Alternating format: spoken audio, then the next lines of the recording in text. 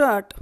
The division bench of the High Court vide its order dated 7th October 2002 allowed the appeal of the state government and dismissed the suit of the appellant firm and also directed that the decretal amount deposited by the state government and as permitted to be withdrawn by the firm should be refunded within a period of 4 months from the date of the judgment.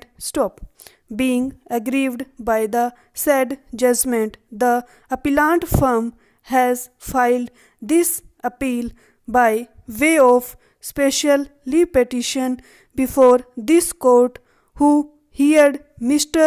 Altaf Ahmed Lund, Senior Counsel for the appellant, and Mr.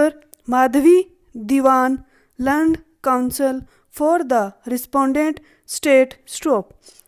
Though the trial court, after accepting the claim of the plaintiff, granted a decree to the extent of rupees 2,27,000 with proportionate costs and interest at the rate 6% per annum from the date of suit till realization in the appeal filed by the state after finding that the plaintiff was stopped from claiming damages against the department as the final bill was accepted. The High Court allowed the appeal of the state and dismissed the suit of the plaintiff.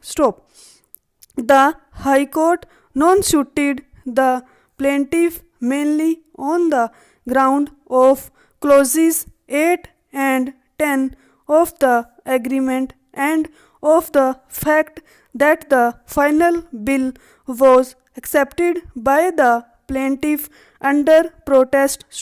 In view of the same, it is relevant to refer clauses 8 and 10 of the agreement, which are as follows.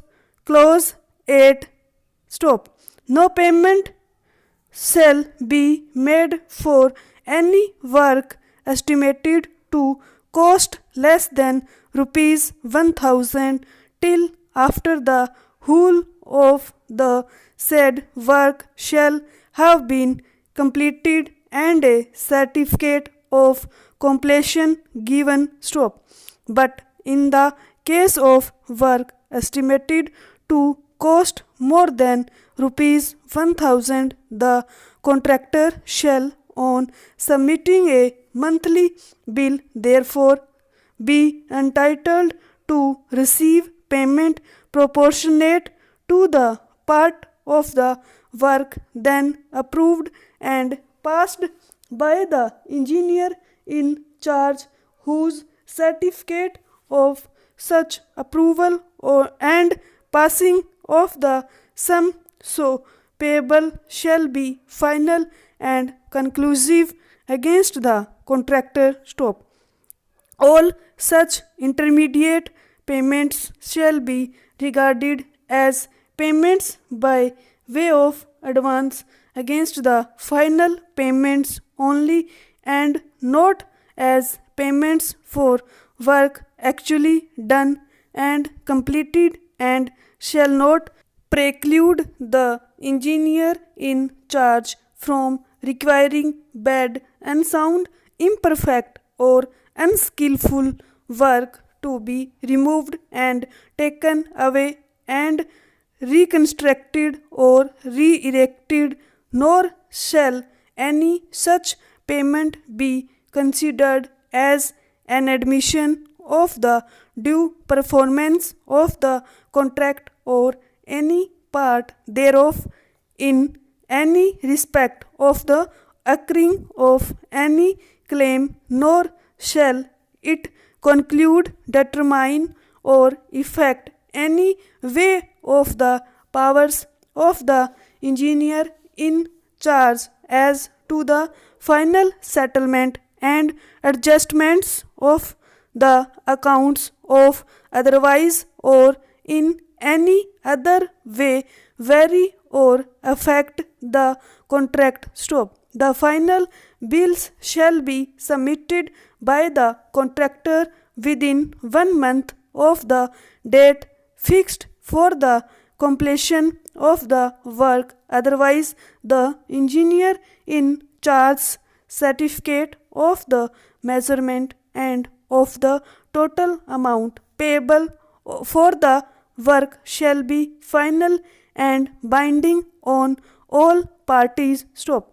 A bill shall be submitted by the contractor each month on or before the date fixed by the engineer in charge for all work executed in the previous months, and the engineer in charge shall take or caused to be taken the requisite measurement for the purpose of having the same verified, and the claim, so far as it is admissible, shall be adjusted if possible within 10 days from the presentation of the bill. Stop. If the contractor does not submit the bill within the time fixed as aforesaid, the engineer in charge may